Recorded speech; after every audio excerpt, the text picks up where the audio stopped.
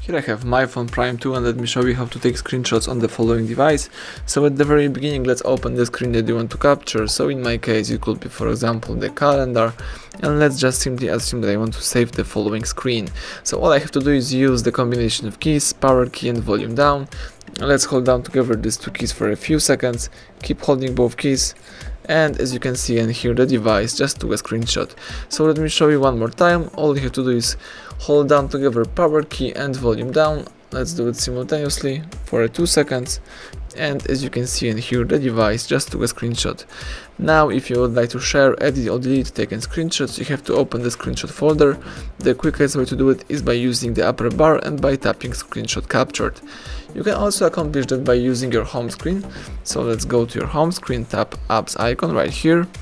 Afterwards you need to choose the photos right here. This is the photos application.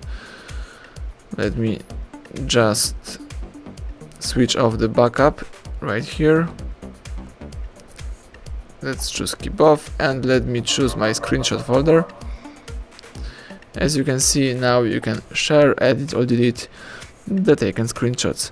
So that's it. Thank you for watching. Please subscribe our channel and leave thumbs up under the video.